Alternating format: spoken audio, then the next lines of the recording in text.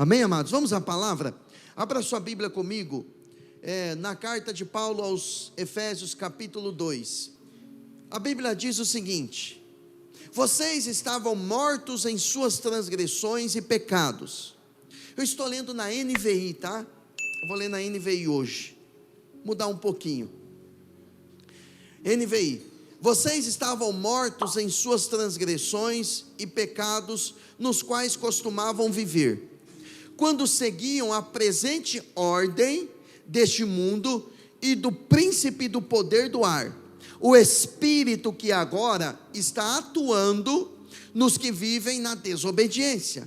Anteriormente, todos nós também vivíamos entre eles, satisfazendo as vontades da carne, seguindo os seus desejos e pensamentos. Como os outros, éramos por natureza merecedores da ira. Todavia, Deus, que é rico em misericórdia, pelo grande amor com que nos amou, deu-nos vida com Cristo, quando ainda estávamos mortos em transgressões. Pela graça vocês são salvos. Deus nos ressuscitou com Cristo e com Ele nos fez assentar nos lugares celestiais em Cristo Jesus, para mostrar nas eras que hão de vir a incomparável riqueza de sua graça, demonstrada em sua bondade para conosco em Cristo Jesus. Amém, amados? Até aqui, esse texto foi lido no culto anterior. Esse texto serviu como base para a mensagem anterior, a nova vida em Cristo. Paulo faz um paralelo entre a vida presente com Cristo, com a vida pregressa nossa antes de estarmos em Cristo. Quando você lê as cartas, as epístolas do apóstolo Paulo, como Gálatas, Efésios, Filipenses, Colossenses, essas cartas você vai encontrar por diversas vezes essa expressão em Cristo, em Cristo. Isso fala de uma posição espiritual que eu e você temos hoje. Hoje estamos em Cristo Jesus. Amém, amados? Então ele está falando aqui, agora voltando para Efésios 2, de como éramos anteriormente, antes de termos uma vida em Cristo. Tínhamos uma vida de pecados e transgressões, tínhamos uma vida que éramos merecedores da ira de Deus.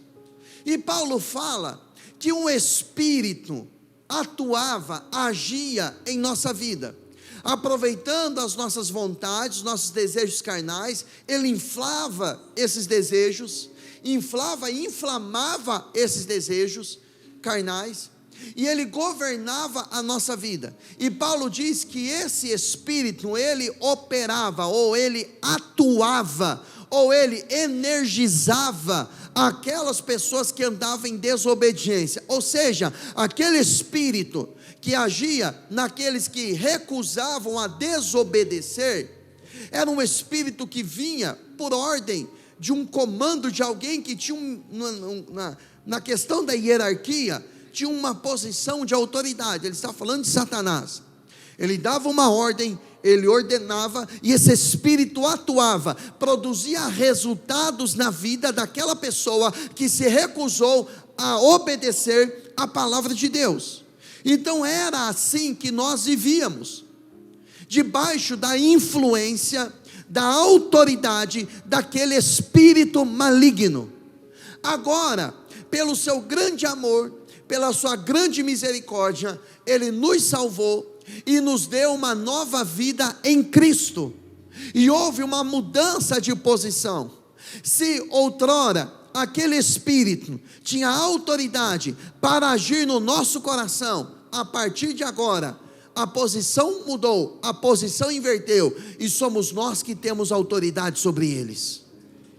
E nas regiões celestiais, onde acontecem as batalhas espirituais, nós batalhamos e lutamos contra espíritos malignos, pelas quais Cristo já deu autoridade e estamos acima deles. Então uma batalha espiritual, ela é vencida por um posicionamento, por entendimento correto das Escrituras. sem emocionalismo, sem falsos entendimentos, sem misticismo, mas olhando para a palavra de Deus, com o entendimento correto, nós podemos prevalecer. Então, se tem algo que nós precisamos aprender a guardar, é o nosso coração, os nossos sentimentos.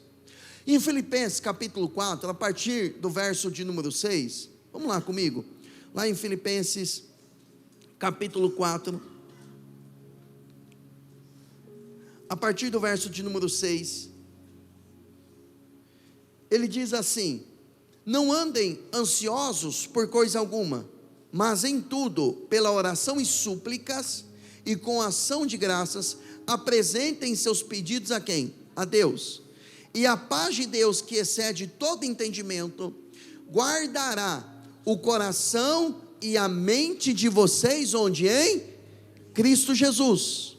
Finalmente, irmãos, tudo que for verdadeiro, tudo que for nobre, tudo que for correto, tudo que for puro, tudo que for amável, tudo que for de boa fama, se houver algo de excelente ou digno de louvor, pensem nessas coisas. Olha só, se uma batalha espiritual, ela é vencida pelo entendimento. Que entendimento? De que hoje nós não somos governados por espíritos malignos, somos governados pelo Espírito de Deus, e temos autoridade sobre eles, e nós precisamos ter esse entendimento, essa compreensão, que ela vai se abrir a partir dessa mensagem. Então eu preciso guardar a minha mente, pensamentos, o meu coração, sentimentos. Como é que eu faço isso? Ou como é que eu começo a perder uma batalha? Quando eu começo a ficar ansioso. A ansiedade, ela é o excesso de futuro. Uma pessoa ansiosa, ela não consegue desfrutar daquilo que Deus tem para ela hoje, daquilo que Deus tem para ela neste momento. Ela não consegue viver ou desfrutar do que Deus tem, porque a cabeça dela vive lá no futuro. Se a depressão, ela é o excesso de passado, é quando a pessoa ela fica presa num evento de injustiça que ela sofreu no passado, isso faz com que ela não desfrute o presente e não enxergue ou não visualize o futuro corretamente. A ansiedade é quando a pessoa ela tem excesso de futuro, ela está com a cabeça lá na frente, então ela não consegue tomar as melhores decisões neste momento. E já que Paulo está falando de ansiedade aqui, dentro do contexto, ele está trazendo entendimento de que é algo que Deus prometeu que vai fazer. Eu não sei você, mas eu já fiquei muito ansioso em relação a palavras que Deus liberou no meu coração, que Ele iria fazer algo na minha vida. E geralmente quando Deus liberava uma palavra profética, Bruno, eu vou fazer isso na sua vida, eu tenho isso para você lá na frente. Depois de toda aquela empolgação, daquela alegria de receber uma palavra profética, de ouvir a voz do Espírito Santo no interior, de ver uma manifestação até mesmo dos dons do Espírito Santo, a partir daquele momento vinha um período de prova, vinha um período de luta, vinha um período de dificuldade, surgia um período em que humanamente eu olhava e falava, eu acho que Deus se enganou, ou eu não ouvi direito, porque Ele prometeu algo, mas eu estou vivendo exatamente o oposto. E aí nós começamos a sonhar com aquelas palavras de Deus, com aquelas promessas de Deus. E aí quando nós começamos a sonhar, se a nossa mente ela não estiver guardada em Cristo, nós começamos a ficar ansiosos. E aí nós não fazemos ou não produzimos o que devemos produzir no presente. Porque Deus falou, já que Ele vai cumprir isso, alguns vão para o lado oposto, vão para a passividade, cruzam os braços e esperam tudo cair do céu, não se preparam, não vivem aquilo que Deus tem para a vida deles. Eu atendo muitos pastores, e uma vez conversando com um pastor, e ele sem habilidade nenhuma para dar sequência ao ministério dele, ele questionando, dizendo assim, mas pastor, Deus falou comigo, Deus falou meu coração, que o meu chamado era para ser pastor, agora falta a minha mensagem, falta a minha inspiração, igreja não cresce, já fui pastorear vários lugares, várias igrejas, nenhuma igreja frutificou. Eu disse, certamente Deus não errou, se Deus chamou você, Deus liberou uma palavra, O que é que você fez após o chamado? Você foi estudar a palavra?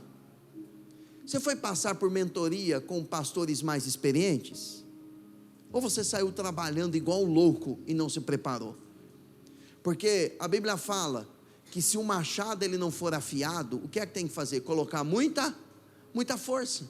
O machado, se ele não tiver cego, você vai bater, vai bater, vai bater, vai bater, vai bater e não vai resolver nada. Você só vai cansar. Eu estava na casa da avó da minha esposa ontem, eu estava vendo o vizinho dela derrubando um galho de uma árvore com uma faca. Aquilo estava dando agonia. Eu falei, vai ficar a tarde toda aqui batendo uma tora dessa grossura, e ele batendo com a faca de cozinha ali, batendo e batendo. Eu falei, ou ele está muito estressado, né? Está aproveitando ali para desestressar um pouquinho, fazendo exercício, mas ele vai ficar a tarde toda ali. E aí, como eu tenho, falando de ansiedade, eu tenho uma batalha contra a ansiedade, eu olhava aquilo, me dava uma agonia, eu ia lá para o fundo. Então, um machado um machado sem estar afiado, a pessoa vai colocar muita força e não vai ter resultado. E aí, Salomão ele fala, a sabedoria ela vai dizer, afie o seu machado. Só que enquanto a pessoa está afiando, ela não está vendo o resultado.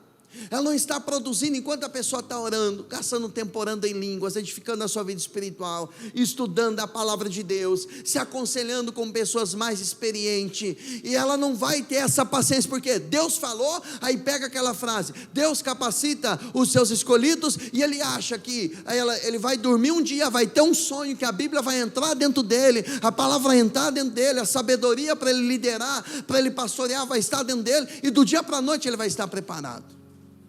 Então o fato de não produzir frutos já não tem a ver com a capacitação de Deus, tem a ver com a negligência e a procrastinação daquele que recebeu um chamado.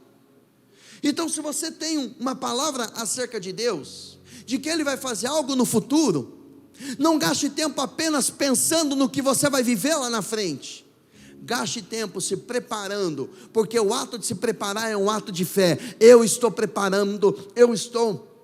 me preparando para uma grande chuva, e grande chuva vai trazer grandes resultados, então eu vou me preparar nesse momento.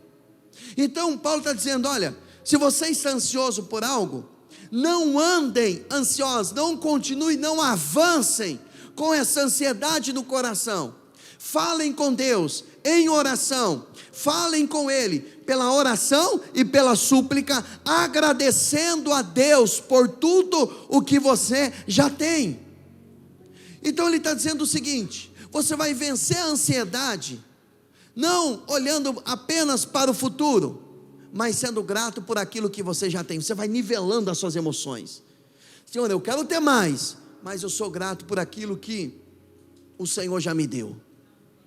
Eu quero ter mais, mas eu sou grato por aquilo que o Senhor já me deu. Eu vou ser fiel dentro daquilo que o Senhor já me deu. Eu sei que talvez hoje pode ser pouco perto do que o Senhor prometeu, mas eu vou preparar o meu caráter, eu vou preparar a minha fidelidade, eu vou preparar o meu compromisso, a minha disciplina agora, para que depois eu possa desfrutar de algo maior da parte dEle. Fazendo como? Tendo ações de graças. E ele fala, apresentando os seus pedidos a Deus. Então você apresenta o seu pedido a Deus, manifestando a ação de graça. Então você vai tirando a ansiedade, vai nivelando no nível de Deus. E aí o que é que vai acontecer? A paz de Deus, que excede todo entendimento, vai governar o seu coração. Você olha para o exterior e você diz, está tudo caindo. Mas você olha para dentro de você, você tem paz. Você tem paz, há uma paz sobrenatural dentro de você. Está tudo caindo, está tudo ruindo do lado de fora, está tudo ruindo na parte exterior, mas dentro de você, você tem paz. Você tem paz. Por quê? Porque Deus já resolveu. Eu lembro uma ocasião, eu estava enfrentando um problema de ordem pessoal, e onde eu ia, Deus liberava a palavra acerca do meu ministério. E honestamente, naquela ocasião, quando você está enfrentando uma luta, você está focado naquela luta, não é? E vinha a palavra, onde eu ia, Deus usava alguém, o ministério vai crescer, Deus vai enviar famílias, Deus vai trazer famílias para você pastorear, para você cuidar, e nós tínhamos poucas pessoas naquela época, mas honestamente eu não queria saber daquilo, eu queria uma palavra específica acerca do momento em que eu estava vivendo. Eu cheguei no pastor Renato e falei: pastor, não aguento mais, Deus me liberar a palavra que vai crescer o ministério, que vai abençoar o meu chamado, que vai trazer pessoas. É lógico que é isso que eu quero, mas eu quero acerca dessa necessidade minha momentânea. Aí o pastor Renato falou para mim, ele falou: Bruno, larga de ser bobo. Se Deus já está liberando essa palavra no seu ministério, é porque essa questão sua Ele já resolveu. Só que você está preso ainda em algo que na mente de Deus Ele já resolveu. Por isso Ele está liberando palavras, o que Ele vai fazer lá na frente. Então às vezes nós estamos tão focados naquela lutinha. Naquela época parecia um gigantão. Hoje eu olho para aquilo e vejo quanto era pequeno o problema. Porque um problema, quando você foca muito nele, ele tem a capacidade de crescer e amedrontar você. Agora, quando você se posiciona na palavra, você começa a entender o que Deus vai fazer. Meu irmão, se Deus está falando que vai fazer algo numa área da sua vida que você não está preocupado, que você está preocupado numa outra área, então saiba de uma coisa, que Ele já resolveu aquilo que você está enfrentando agora. Na mente dele já foi solucionado. Então quando você pratica isso, você guarda, você nesse estado de paz, você tem paz dentro de você, e aí você guarda os sentimentos, e você guarda as suas emoções onde? Em Cristo Jesus, que talvez é a parte mais difícil de uma batalha espiritual. Eu vejo algumas pessoas na questão de alguns excessos, quando se fala de batalha espiritual, eles já imaginam puxar a espada, ir para cima do diabo, catar ele pela garganta, jogar ele no chão, ficar brigando, guerreando contra demônios dia e noite, e a pessoa não guarda as suas emoções. Ela não guarda, porque se você guardar as suas emoções e o seu entendimento em Cristo Jesus, você já venceu a batalha. Porque demônios, eles são vencidos através do exercício da sua autoridade. Na verdade, eles já foram vencidos. É só uma questão de você exercer a sua autoridade e falar: opa, peraí, aqui não. Por quê? Nós temos promessas de que aquele que está em Cristo, aquele que é de Deus, o maligno não toca, então ele não pode tocar. A Bíblia fala que nós vamos pisar serpentes e escorpiões, pisar autoridade, e nada vai causar dano algum. Jesus falou que Ele não vai causar absolutamente nenhum tipo de dano na nossa vida. A Bíblia fala que nós já vencemos o maligno. O apóstolo João fala: jovens, eu vos escrevo porque já vencestes o maligno. Não é que você vai vencer, você já venceu pela palavra. Então, por isso que eu falo que batalha espiritual é questão de entendimento e de posicionamento.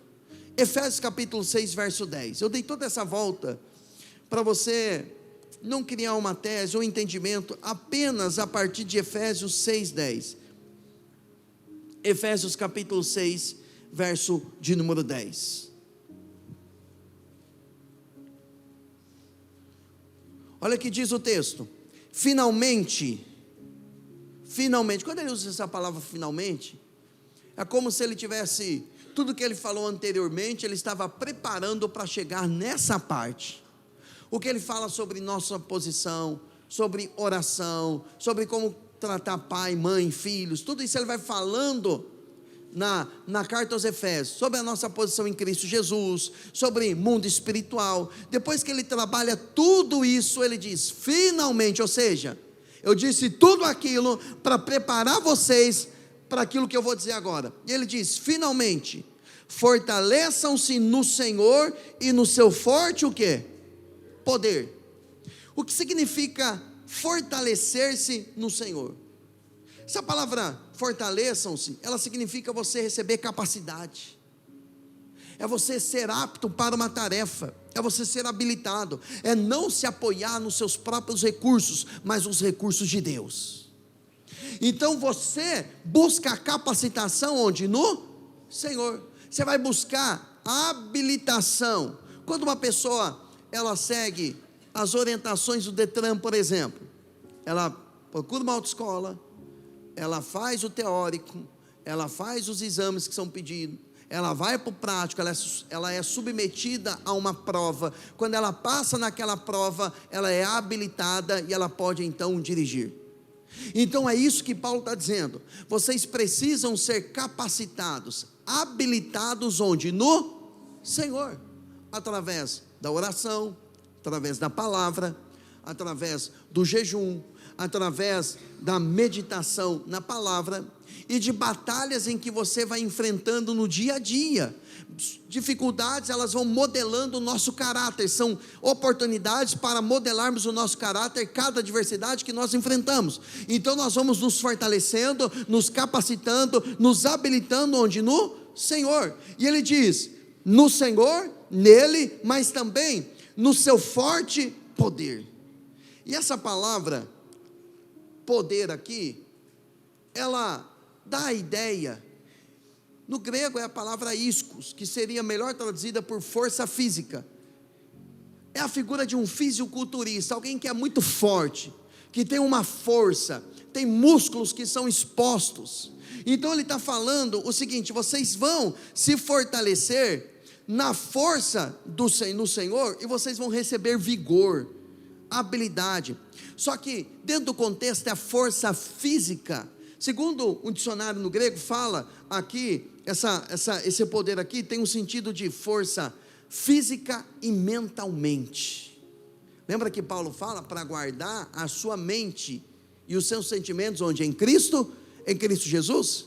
Então você busca o Senhor, você busca a força nele, e o poder dele vai te deixar mentalmente e espiritualmente forte, habilitado, capacitado. Para quê? Para que você possa manter-se posicionado. Olha o verso 11: vistam toda a armadura de Deus. A palavra vestir aqui é literalmente colocar uma roupa.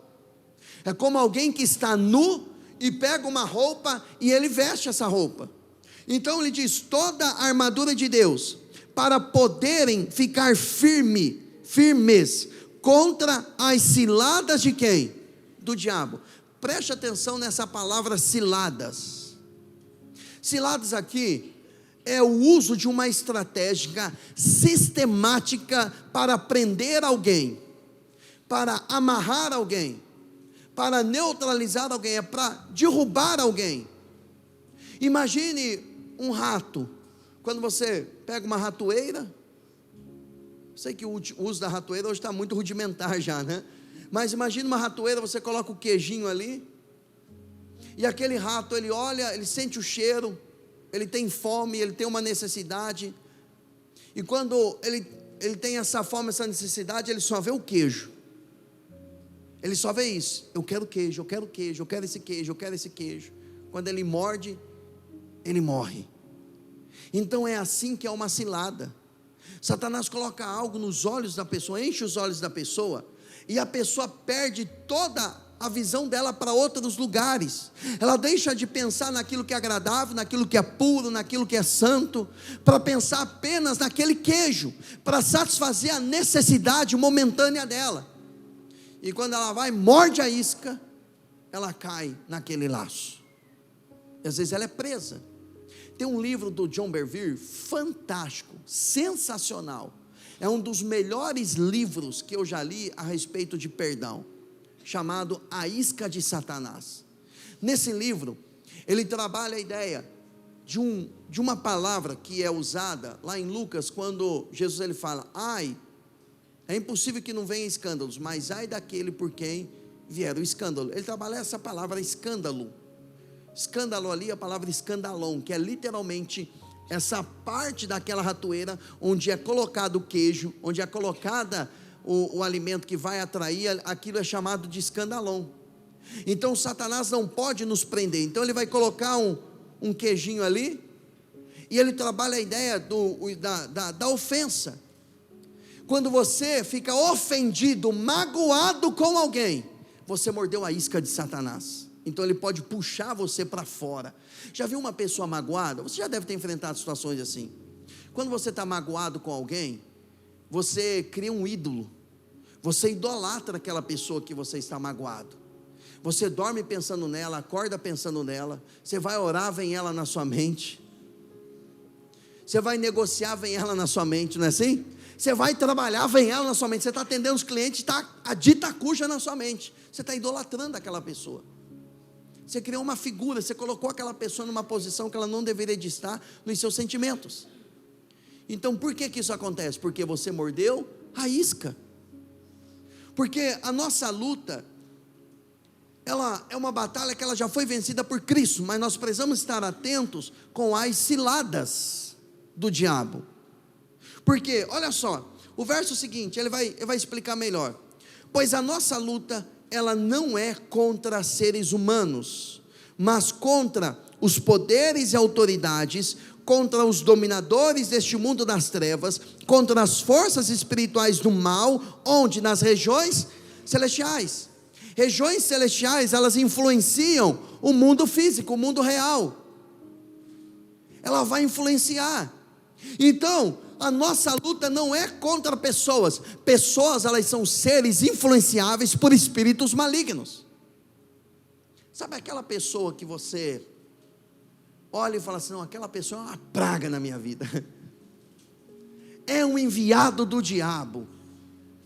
É um emissário de Satanás, para tirar a minha paz. E aí você começa a rebater, a lutar contra essa pessoa. Quando você luta contra essa pessoa, você já caiu na cilada. Quando você combate contra alguém, ou está combatendo contra alguém, você já caiu na cilada. Você já caiu, você já mordeu a isca. Porque a sua luta não é contra essas pessoas, nem contra os seus opositores, nem contra aqueles que falam mal de você, nem contra aqueles que perseguem você.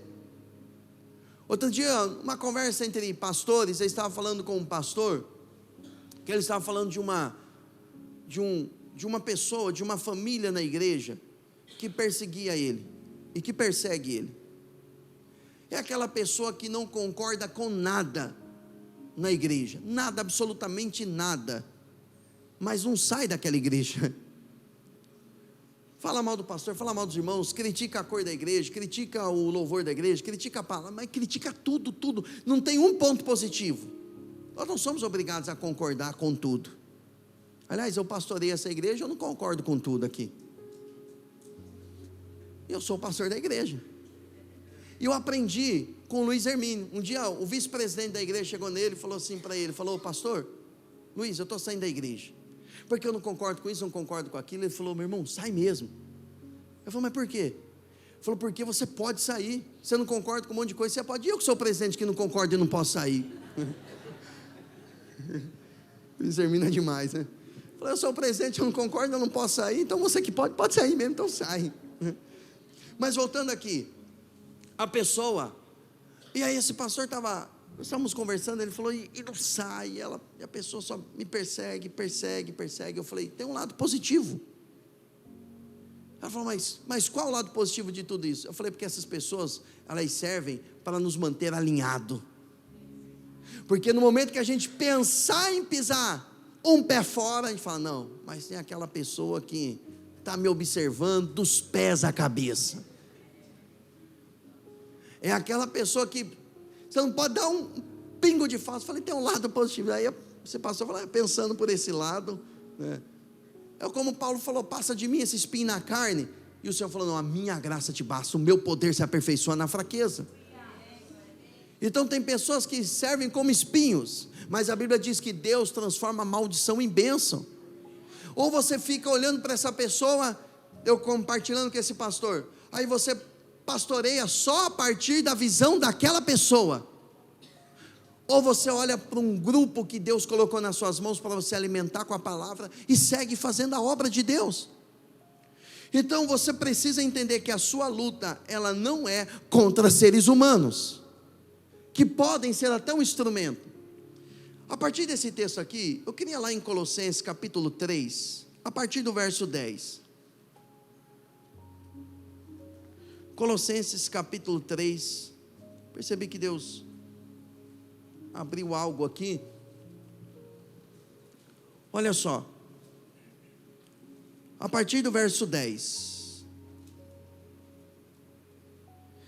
E se revestiram do novo, o qual está sendo renovado em conhecimento à imagem de seu Criador. Ou seja, recebemos uma nova vida, e por conta disso, nosso conhecimento está sendo renovado, conhecimento, entendimento, e através do entendimento estamos nos tornando cada vez mais a imagem do nosso Criador. É isso que Paulo está dizendo. Aí o 11, nessa nova vida, já não há diferença entre grego e judeu, circunciso e incircunciso, bárbaro e cita, escravo e livre, mas Cristo é tudo e está em todos.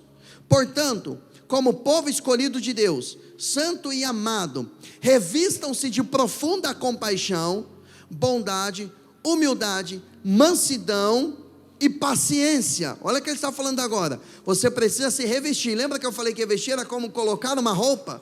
Então você precisa colocar essa roupa da profunda compaixão, da bondade. Agora eu queria que você falasse para o seu irmão: humildade, mansidão e paciência. Se você está do lado do teu esposo, da tua esposa, agora é a hora de você profeticamente falar: paciência. Se enche de mansidão, se enche de paciência. Mas voltando aqui, agora olha o 13. Suportem-se uns aos outros e perdoem as queixas que tiverem uns contra os outros. Perdoem como o Senhor lhes perdoou. Agora o 14, ele vai ser muito cirúrgico. Acima de tudo, porém, revistam-se do amor, que é o elo perfeito. Agora olha na NVT, só o verso 14, Mateus. Acima de tudo, revistam-se do amor, que une todos nós em perfeita harmonia. O amor, ele tudo suporta. O amor, ele tudo suporta. Sabe o que mantém uma família em unidade? O amor. Porque o amor, quando você ama uma pessoa, eu digo uma família, a nossa família doméstica, mas também os domésticos da fé, a família em Cristo. Quando você ama, o amor tudo suporta. Porque você não fica com a pessoa a partir do que ela faz. Porque o que a pessoa faz é muito menor do que quem ela é. Tem pessoas perdendo relacionamento com irmãos. Por quê? Porque o posicionamento do irmão é diferente dele. Está faltando entendimento? Não, está faltando amor. Porque o amor, ele é o vínculo da perfeição. O amor é ele que mantém tudo em harmonia. Eu não concordo com você, eu tenho um pensamento diferente de você, eu teria uma postura distinta de você, mas eu estou com você porque eu lhe amo. E pensa no lugar que nos afina e nos refina também, é o casamento. Porque geralmente nós casamos com pessoa que tem um temperamento diferente, visão diferente, ideia diferente. E o que é que vai manter? O amor. Por isso que uma pessoa que é governada, que é guiada pela paixão, pela atração física, pela atração química, é uma pessoa que vai se lascar na vida. Porque a paixão ela vai embora, a atração ela vai embora, aí permanece o amor. Aí você casa com alguém porque é bonito, que é interessante, que é inteligente, porque tem isso, tem isso, tem aquilo. Você foi atraído quimicamente por aquela pessoa, essa química vai passar. Por que a Bíblia fala para não procurar alguém que não seja crente, para um crente se relacionar? Porque quando acabar a paixão, vai sobrar o temor a Deus. Quantos de nós, inclusive eu já falei isso, minha esposa também já falou isso, nós enfrentamos uma luta no casamento e falamos assim: olha, eu não largo de você por temor a Deus. Você nunca falou isso, né, no casamento?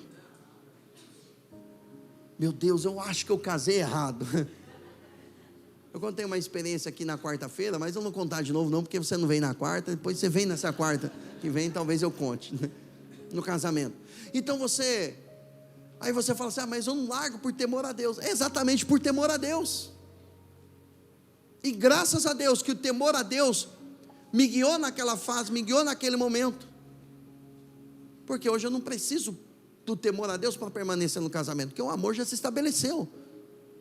Agora, Se não tem um temor a Deus, aí casa com alguém que não é de Deus, ele não tem temor a Deus nenhum, não está preocupado com o que a Bíblia fala, com o que Deus fala, com o que Deus pensa, para ele vai ser só mais uma na agenda dele, vai ser só mais uma na lista dele, porque não tem temor a Deus. A paixão ela dura média de 1 ano, 1 ano e meio, depois ela vai embora, e aí permanece o amor. Agora o amor ele tudo suporta, tudo crê, tudo espera. O amor ele tudo suporta, ele suporta as tempestades da vida. O amor ele vai suportar o envelhecimento. O amor vai suportar as falhas. O amor vai suportar a falta de habilidade do cônjuge em algumas áreas da vida dele. O amor ele vai suportar tudo isso. Então Paulo está dizendo isso, suportem uns aos outros como? Amando, revistam-se do amor, que é o elo perfeito. A palavra perfeito aqui é a palavra teleios, é a pessoa completa. O amor mantém a pessoa com o senso de que ela é completa, de que ela não precisa de algo mais, ela já tem o Senhor, ela já tem os irmãos, então você tem tudo o que você precisa para caminhar com Cristo. Agora, qual é a prática de tudo isso? Eu preciso aprender a suportar. Por isso que na NVT ele fala, revistam-se do amor. Volta para o 13, na NVT. Sejam compreensivos uns com os outros, e perdoem quem os ofender. Alguém te ofendeu essa semana? Alguém te ofendeu esses dias? Alguém ofendeu? Sabe qual é a palavra de Deus para você? Perdoe. Perdoe como? Lembre-se de que o Senhor os perdoou, de modo que vocês também devem perdoar. Lembre do perdão que você recebeu de Deus, simples, e perdoe na mesma proporção. Se você fizer isso, entendendo que a sua luta não é contra os seres humanos, não é contra aquelas pessoas, você vai combater de forma correta. E às vezes você desceu o nível e você está combatendo com alguém. Voltando aqui para nós encerrarmos lá em Efésios capítulo 6.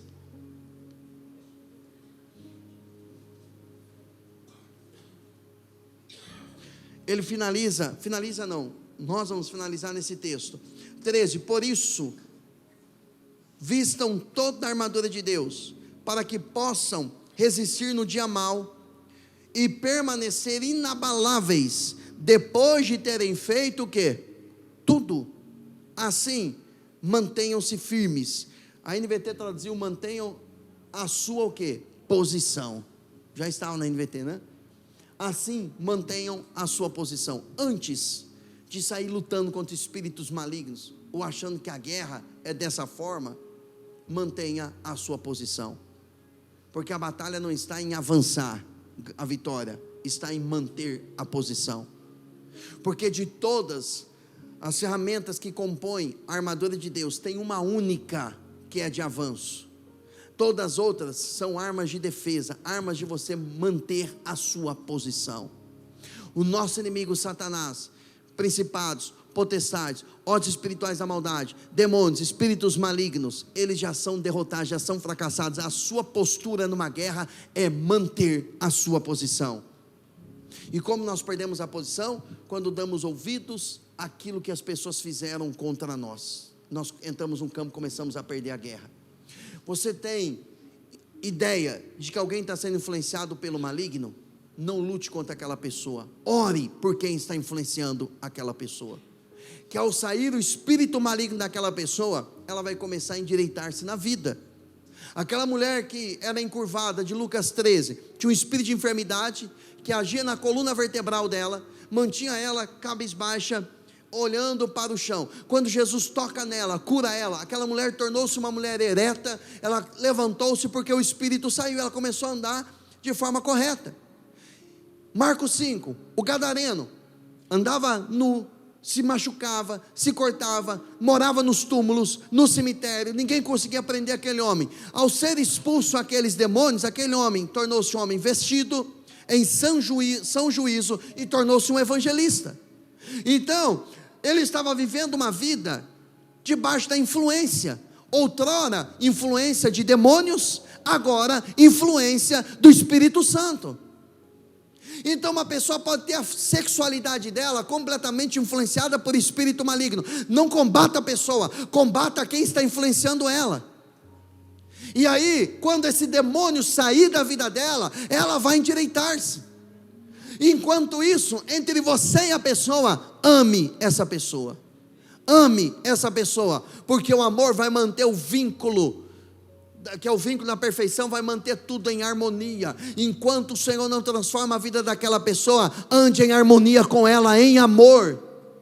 Mas eu não concordo com aquilo que ela está fazendo. Quem é você para discordar do que ela está fazendo? Jesus, ele falou, quem é você para julgar o servo alheio? Se ele está em pé, ele está em pé para o Senhor. Se ele caiu para o Senhor, porque o Senhor é poderoso para levantar.